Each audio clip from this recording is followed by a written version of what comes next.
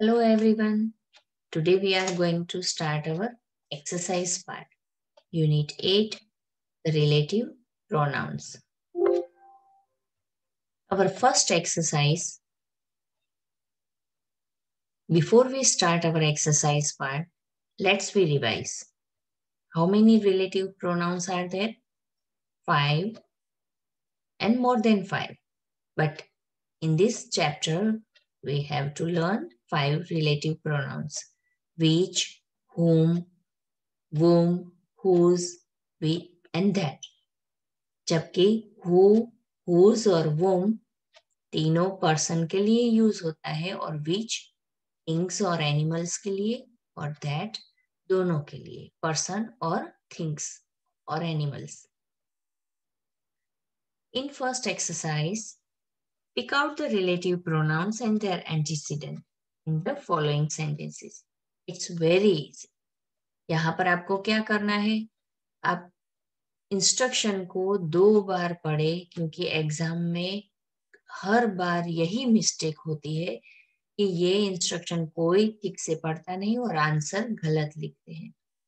यहाँ पर आपको रिलेटिव प्रोनाउन पिक करना है, यानी कि इस सेंटेंस में से आपको रिलेटिव प्रोनाउन ढूंढकर यहाँ पर इस तरह से 2 कॉलम बनानी है. पेपर में भी, आंसर की में भी आपको आंसर, जब भी आंसर कॉपी में आप अपना आंसर लिखे इसी तरह से लिखना है जैसे हम टेक्स्ट बुक में लिखते हैं. रिलेटिव प्रोनाउंस हेडिंग दीजिए और दूसरी कॉलम में एंटीसीडेंट. इस तरह से ये दोनों स्पेलिंग आप इजीली इंस्ट्रक्शन में से कॉपी डाउन कर सकते हो. और फिर रिलेटिव प्रोनाउंस सिर्फ 5 हमें इस चैप्टर में लर्न करने हैं, जो कि आप इजीली फाइंड कर सकते हो. 2 सेंटेंस को जोड़ने का काम रिलेटिव प्रोनाउन करता है. That's why it will be in middle part. वो सेंटेंस के मिडिल में आपको मिल जाता है. which, who, that, whom, whose. Relative pronoun अगर आपने पिक कर लिया तो एंटीसीडेंट बहुत ही इजी है. रिलेटिव प्रोनाउन के ठीक आगे जो भी नाउन है वो उसका एंटीसीडेंट है. बहुत इजी. जैसे कि first sentence, where is the pen which I gave you. यहाँ पर 2 सेंटेंस को ज्वाइन करने के लिए विच यूज किया गया है. तो आप इसे पिक कर रिलेटिव प्रोनाउन में लिखिए और जो रिलेटिव प्रोनाउन अब आपको मिल गया तो उसके आगे जो नाउन है पेन, वो उसका एंटीसीडेंट है. यानी कि ये रिलेटिव प्रोनाउन किसे रिफर करता है? इस पेन को. ये उसका एंटीसीडेंट. तो एंटीसीडेंट की कॉलम में लिख लीजिए pen. Here is the girl who won the first prize. यहाँ पर गर्ल जिसे रिफर करता है हु, 2 सेंटेंस को ज्वाइन करता है हु. और तो ये हु रिलेटिव प्रोनाउन और उसके ठीक आगे जो नाउन है वो उसका एंटीसीडेंट. यहाँ पर गर्ल, तो लिख लीजिए girl. Number 3, this is the house that my uncle built. That relative pronoun or house antecedent. I don't know the woman who thanked me. Relative pronoun आप मिडल में ही पिक ढूंढिए, वहीं पर आपको 2 सेंटेंस के बीच में मिलेगा. हु इज रिलेटिव प्रोनाउन और उसके आगे आप ऑब्जर्व करें यहाँ पर कौन सा नाउन है? वुमन. तो वो उसका एंटीसीडेंट. यानी कि हु किसे रेफर करता है? कौन से नाउन को? वुमन को. तो ये हमारा antecedent. This is the man who helped me.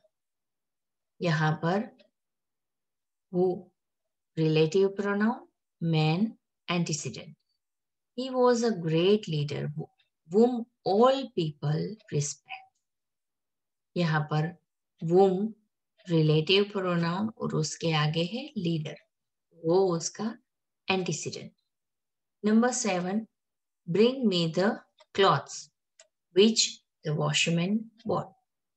यहाँ पर दो सेंटेंस के बीच में कौन सा रिलेटिव प्रोनाउन है? 5 रिलेटिव प्रोनाउंस हमें इस यूनिट में लर्न करने हैं। तो वो अगर लर्न कर लिए तो आप इजीली पहचान जाओगे कि यहाँ पर which जो रिलेटिव प्रोनाउन है और उसके आगे क्लोथ्स जो कि नाउन है वो उसका antecedent. This is the man whose son was killed in an accident. Whose relative pronoun, it shows possession. किसका बेटा? मैन का।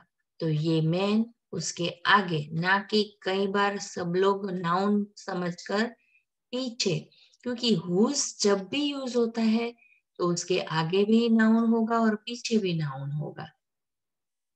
तो यहाँ पर सन उसका एंटीसीडेंट कर लेते हैं, जो कि गलत है।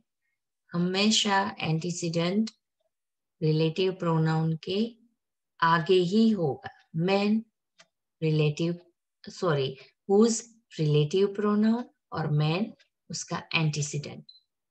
यहाँ पर is this the cup that you broke? that relative pronoun और cup हमारा antecedent. The answer which she gave is not right. Which relative pronoun और answer antecedent. तो जब भी इस तरह का क्वेश्चन एफएस में और एसए में दोनों में आता है तो आपको कॉलम बनानी है, हेडिंग लिखना है और पिक अगर बोला है तो सिर्फ वर्ड्स को मींस रिलेटिव प्रोनाउंस को पिक करना है और एंटीसीडेंट को। जब भी रीराइट बोले तो फिर से लिखना है answer. Exercise 2, filling the blanks with relative pronouns in the following sentences. The pen, pen है, नॉन लिविंग थिंग है, या तो विच आएगा दैट आएगा, दोनों करेक्ट है। The pen that I bought was soon lost by me. Which I bought, both are correct. These are the books that I have read. These are the books which I have read. दोनों सही। Here is the man, यहाँ पर main person है, things नहीं है, तो यहाँ पर which नहीं आएगा। Here is the man whom I met yesterday. जब भी इस तरह के ब्लैंक आए, अगर आपको कुछ भी समझ में ना आए कि कौन सा रिलेटिव प्रोनाउन में रखूं, क्योंकि मैन है तो आपको या तो वो या तो वुम या तो हुज, 3 में से आप रख सकते हो। तो तब आप ऑब्जर्व करें कि ब्लैंक्स के आगे मैन है, नाउन है और ब्लैंक के पीछे प्रोनाउन आई है, तो यहाँ पर वुम आएगा। This is the box. Box non-living thing, which आएगा। We love those persons who are kind to us.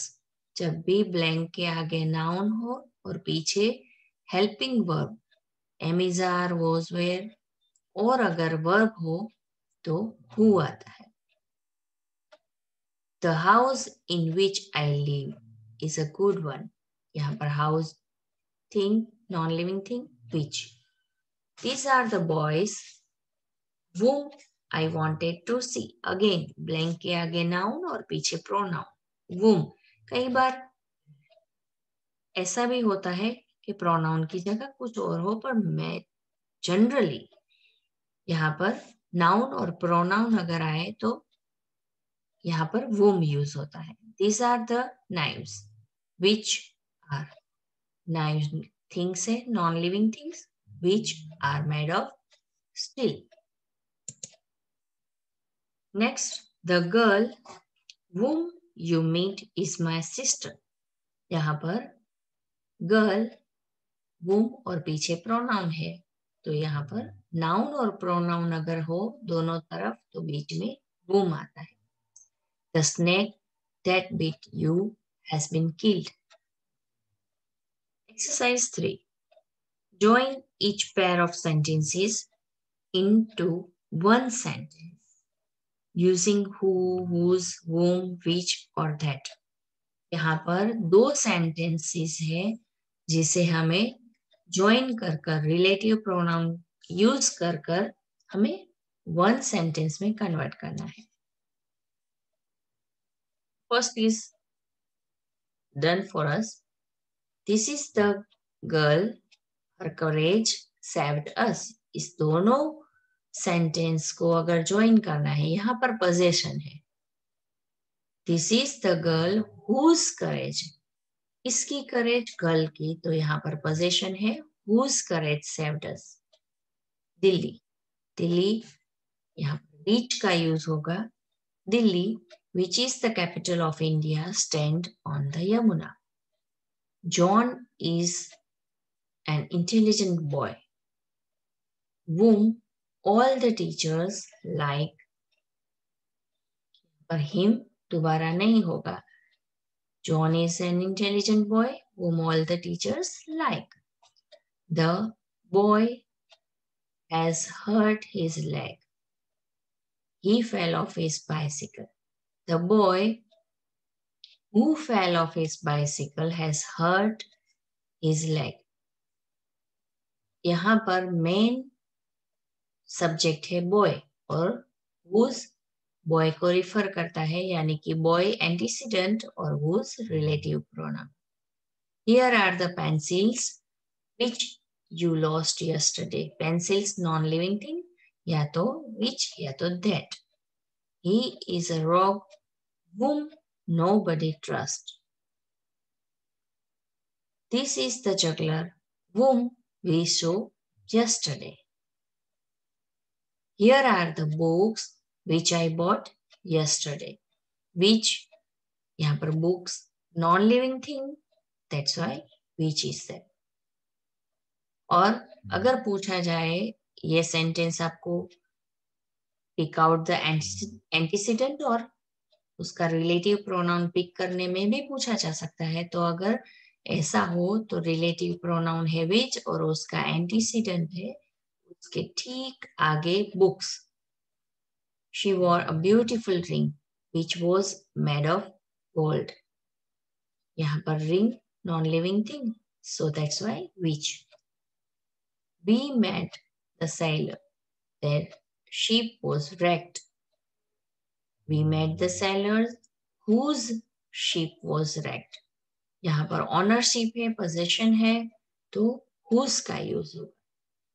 तो ये तीनों एक्सरसाइज आपको पहले टेक्स्ट बुक में कॉपी डाउन करनी है और फिर बाद में क्लास वर्क में कॉपी डाउन करनी है, जिसमें एक्सरसाइज 1 और जो सेकंड एक्सरसाइज है उसमें आपको ब्लैंक्स और सेंटेंस दोनों को कॉपी डाउन करना है, जबकि एक्सरसाइज 3 में आप सिर्फ आंसर क्लास वर्क में लिखोगे तो चलेगा.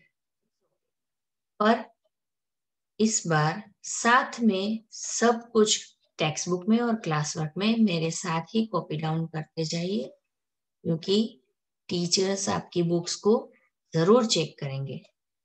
Okay, here we end our session and we will meet in our next session. Till then, goodbye everyone.